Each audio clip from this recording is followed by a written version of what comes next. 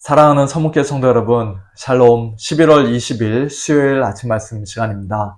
오늘 아침에 함께 묵상하실 하나님의 말씀은 호세아 1장 1절부터 11절까지입니다. 제가 봉독해 드리겠습니다.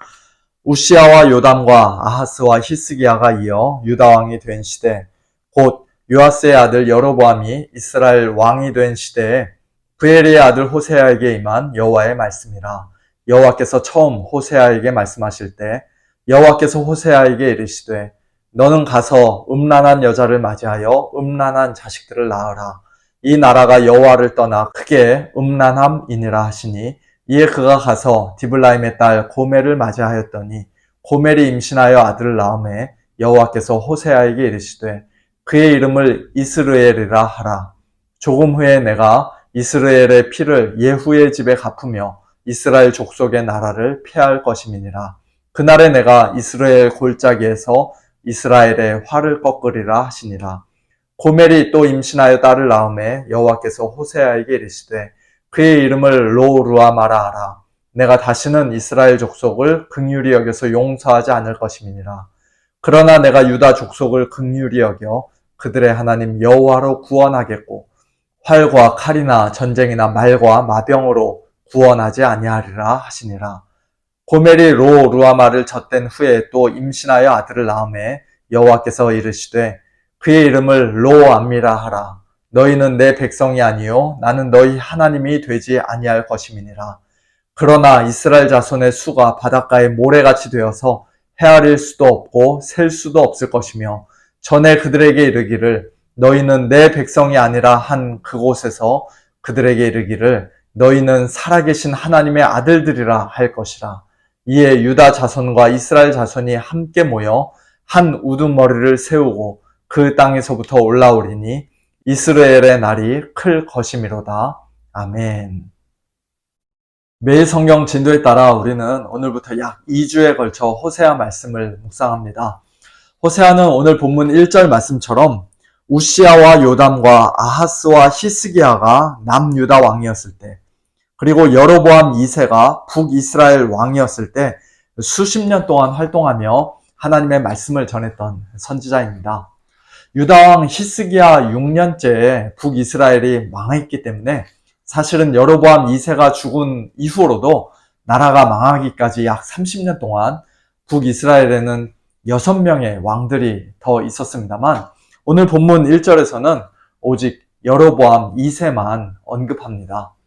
다른 왕들은 아마도 대부분 암살과 반역을 통해 왕이 된 자들이기 때문에 호세아 선지자가 그들의 정통성을 인정하지 않았던 것 같아요. 어쨌든 12권의 소선지서들 중 제일 첫 번째 위치에 놓여있는 호세아서는 오늘 본문 2절에서부터 굉장히 이상한 말씀으로 시작합니다. 여호와께서 처음 호세아에게 말씀하셨는데요, 너는 가서 복음을 전하라든지 또는 심판을 선포하라든지 그런 명령이 아니라 너는 가서 음란한 여자를 맞이하여 음란한 자식들을 낳으라는 너무나도 이상하고 충격적인 명령을 하신 것입니다. 하나님께서 호세아에게 왜 그런 명령을 하셨습니까? 왜냐하면 이 나라가 여호와를 떠나 크게 음란하기 때문이다 라고 말씀합니다. 즉 호세아 선지자 개인의 죄 때문이 아니라 북이스라엘 전체의 죄 때문에, 특별히 그들의 음란죄 때문에, 그들이 영적으로 가증한 우상들을 섬기고 또 몸으로도 산당에서 음행을 행하는 그런 큰 죄악 때문에 호세아에게 그런 명령을 하셨다는 것이죠. 이스라엘의 그런 음란한 죄악과 호세아가 음란한 여자와 결혼하는 것이 도대체 무슨 상관이 있습니까? 우리가 이미 잘 알고 있듯이 여기서 호세아 선지자는 하나님을 상징하고 또 음란한 여자인 고멜은 이스라엘을 상징하는 것이었습니다. 당연히 거룩하고 의로워야 할 선지자가 음란한 여자와 결혼하는 게 너무나도 이상하고 도저히 이해하기 힘든 일이라면, 가장 거룩하고 절대 의로우신 하나님께서 하나님을 떠나 크게 음란한 이스라엘을 아내로 맞이하여 사랑하신다는 것이 도대체 얼마나 있을 수 없는 일인가, 얼마나 놀랍고 충격적인 일인가 하는 것을 하나님께서 호세아의 이 이상한 결혼을 통해 이스라엘 백성들에게 일종의 시청각 교재로 가르치시고 교훈하셨다는 것입니다. 선지자로 부르심을 받는다는 것이 물론 하나님 앞에서는 말할 수 없는 영광이지만, 그러나 세상적인 기준으로 보면 그저 마냥 즐겁고 행복하기만 한 일은 결코 아니라는 사실을 우리는 여기서 다시 한번 확인하게 됩니다. 하나님의 그 말씀에 순종하기 위해 호세아는 순결한 여인과의 이상적인 결혼 생활을 포기해야만 했습니다. 이사야는 3년 동안 벗은 몸과 벗은 발로 다니며 애굽과 구스에 대하여 징조와 예표가 되었습니다. 에스겔은 자신의 사랑하는 아내가 하루아침에 죽었어도 슬퍼하거나 울거나 눈물을 흘리거나 할 수 없었습니다. 무엇보다도 우리의 가장 큰 선지자요 참 선지자이신 예수님은 하나님께 순종하기 위해 십자가에 못 박혀 죽으셔야만 했습니다. 그리고는 예수님을 따르는 제자로 또 성령을 받은 선지자로 부르심 받은 우리 성도들에게도 우리 각자의 십자가를 지고 예수님을 따르라고, 이 세상에서의 성공과 육신의 안락과 이기적인 행복을 위해 살고자 하는 우리 자신을, 옛 자아를 날마다 부인하고 그리스도와 함께 고난을 받으라고 명령하셨습니다. 그 십자가의 길이 결코 쉽지 않은 길이요, 좁고 협착한 길이지만, 그러나 그 길이 곧 생명의 길, 의의 길, 가장 복된 길임을 우리는 분명히 믿습니다. 오늘 본문 3절 이하에서 하나님은 호세아가 아내로 맞이한 그 음란한 여자 고멜이 낳은 3명의 자녀들의 이름까지도 친히 지어주셨습니다. 첫째 아들은 이스르엘인데요. 과거 이스라엘 평지에서 아주 끔찍한 살육과 피해, 숙청이 있었던 것처럼 하나님께서 이제 곧 예후의 집에, 즉 이스라엘 족속의 나라에 무서운 심판을 내리실 것을 상징하는 이름이었습니다. 두 번째로 태어난 아이, 딸의 이름은 로루아마인데요. 로는 아니라는 뜻이고 루아마는 긍휼이라는 뜻으로서 긍휼이 아니다, 긍휼이 없다, 즉 내가 다시는 이스라엘 족속을 긍휼히 여기지 않을 것이다, 그들을 용서하지 않을 것이다 라는 의미를 담고 있습니다. 그러나 이스라엘이 아닌 유다 족속은, 남유다 왕국은 하나님께서 긍휼히 여겨주시고 그들의 하나님 여호와로 구원하겠다, 활과 칼이나 전쟁이나 말과 마병과 같은 세상적이고 인간적인 방식으로가 아니라 하나님의 신적인 능력으로, 하나님의 거룩하신 이름으로, 궁극적으로는 하나님이 세우신 구원자 예수 그리스도로 구원해 주겠다라는 식으로 7절에서는 말씀합니다. 고멜이 낳은 세 번째 아이도 아들이었는데요. 그 이름은 로암미였습니다. 로는 방금 전과 마찬가지로 아니라는 뜻이고, 암미는 나의 백성이라는 뜻입니다. 즉 너희는 내 백성이 아니요 나는 너희 하나님이 되지 아니할 것이다 라는 뜻을 담고 있는 이름입니다.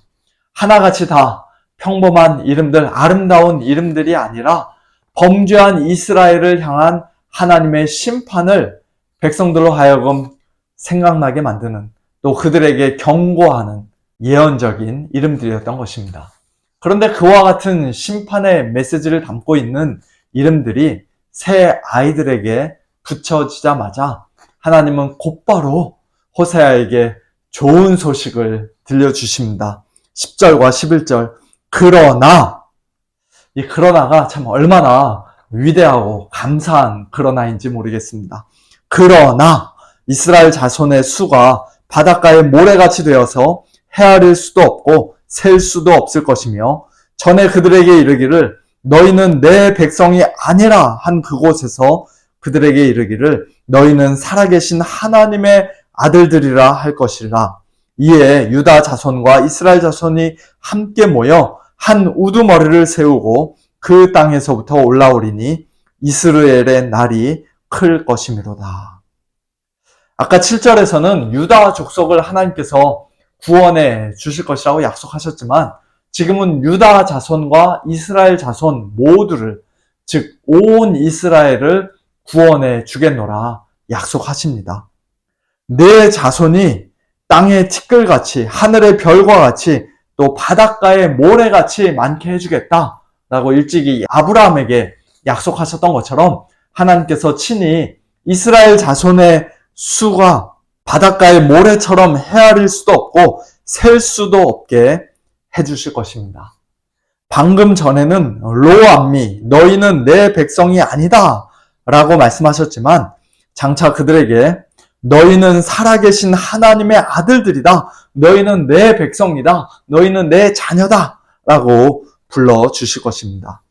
유다 자손과 이스라엘 자손이 함께 모여 한 우두머리를 세우고 한 지도자, 한 리더, 한 목자, 한 왕을 세우고 포로되었던 그 땅에서부터 다시 올라오게 될 것입니다. 이스라엘이라는 이름이 방금 전에는 저주와 심판을 경고하는 이름이었지만 그러나 이제 그들이 다시 하나님께 복을 받고 그들의 날이 크고 위대하게 될 것이다 라고 말씀하십니다. 호세아서의 복음이라고 할 수 있는 이 놀라운 말씀이 구체적으로 언제 어떻게 성취되었습니까? 훗날 바벨론 포로 생활이 끝나고 백성들이 다시 유다로 예루살렘으로 귀환했을 때 성취되었습니까? 그렇지 않죠. 그때는 유다 자손 중에서 일부만 돌아왔을 뿐 북이스라엘 백성들은 이미 뿔뿔이 흩어지고 역사의 뒤안길로 사라져 버렸습니다. 1948년 현대 이스라엘이 팔레스타인 땅에 자기들의 나라를 세움으로써 이 말씀이 성취가 되었습니까? 소위 세대주의 신학에서는 그렇게 말하는지 몰라도 그 역시도 오늘 호세아서 이 말씀의 참된 성취라고 할 수 없습니다. 오늘 이 말씀의 성취는 유다 자손과 이스라엘 자손, 즉 하나님 나라 백성의 진정한 우두머리요 유일한 구원자이신 예수님이 2000년 전 이 땅에 오심으로써 성취가 되었습니다. 로마서 9장에서 사도 바울은 만일 하나님이 그의 진노를 보이시고 그의 능력을 알게 하고자 하사 멸하기로 준비된 진노의 그릇을 오래 참으심으로 관용하시고 또한 영광 받기로 예비하신 바 긍휼의 그릇에 대하여 그 영광의 풍성함을 알게 하고자 하셨을지라도 무슨 말을 하리요? 이 그릇은 긍휼의 그릇은 우리니 곧 유대인 중에서뿐 아니라 이방인 중에서도 부르신 자니라. 그렇게 말씀하면서 오늘 호세아서의 이 말씀을 인용합니다. 호세아의 글에도 이르기를 내가 내 백성 아닌 자를 내 백성이라 사랑하지 아니한 자를 사랑한 자라 부르리라. 너희는 내 백성이 아니라 한 그곳에서 그들이 살아계신 하나님의 아들이라 일컬음을 받으리라 함과 같으니라. 사도 베드로도 베드로전서 2장 9절과 10절에서 오늘 이 말씀을 신약의 교회에 적용하면서 이방인을 포함한 신약시대 우리 모든 성도들에게 적용하면서 말씀합니다. 그러나 너희는 택하신 족속이요 왕같은 제사장들이요 거룩한 나라요 그의 소유가 된 백성이니 이는 너희를 어두운 데서 불러내어 그의 기이한 빛에 들어가게 하신 이의 아름다운 덕을 선포하게 하려 하심이라. 너희가 전에는 백성이 아니더니 이제는 하나님의 백성이요 전에는 긍휼을 얻지 못하였더니 이제는 긍휼을 얻은 자니라. 우리가 이방인이었을 뿐만 아니라 우리 자신의 큰 죄로 인해 원래 로암미 하나님의 백성이 아닌 자들이요 로루아마 긍휼을 얻지 못한 자들이었던 저와 여러분이 우리의 구원자, 우리의 우두머리이신 예수님의 십자가 보혈의 공로를 힘입어 암미 하나님의 백성이 되고 루하마 긍휼을 얻은 자가 되었다는 이 복음을 믿음으로 굳게 붙잡고 오늘도 그 은혜에 기뻐하고 감사하며 또 하나님께 즐거이 순종하는 복된 저와 여러분 우리 모두가 될 수 있기를 예수님의 이름으로 축원합니다. 함께 기도하겠습니다. 하나님 아버지 은혜를 감사합니다. 심판의 말씀, 형벌의 말씀 중에서도 긍휼을 잊지 않으시고 또 복음을 이스라엘 백성들에게 들려주시고 우리에게도 들려주신 하나님의 은혜에 감사를 드립니다. 저희들도 참 하나님의 백성이 아닌 로암미였던 자들이고 하나님께 긍휼을 얻지 못했던 로루하마였던 자들이었지만 그러나 예수님의 십자가 보혈의 공로 힘입어 이제는 하나님의 백성 암미가 되고 또 하나님께 긍휼을 얻은 루하마가 된 그런 복된 성도들이 된 것을 오늘 말씀을 통해 다시 한번 확인하며 하나님께 찬양과 감사와 영광을 올려드립니다. 저희 자신의 어떤 공로나 어떤 자격 때문이 아니라 전적으로 하나님의 은혜요 예수님의 공로임을 이 시간 다시 한번 고백하며 하나님께 감사하오니 하나님 아버지 저희들이 오늘도 이 복음 안에서 기뻐하고 감사하며 또 그 복음의 능력으로 오늘도 하나님의 백성답게 살아가는 저희 모두 될 수 있도록 축복하여 주시옵소서.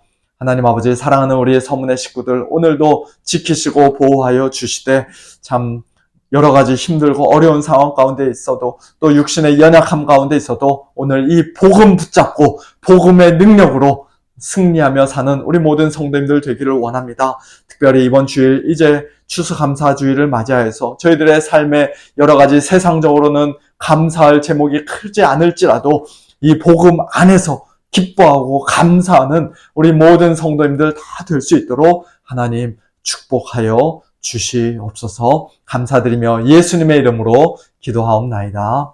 아멘. 성도님들 오늘도 이 복음으로 인해 기뻐하고 감사하며 하나님께 영광 올려드리는 복된 하루 보내시길 바랍니다. 저녁에 찬양과 기도의 밤 때 뵙도록 하겠습니다. 샬롬.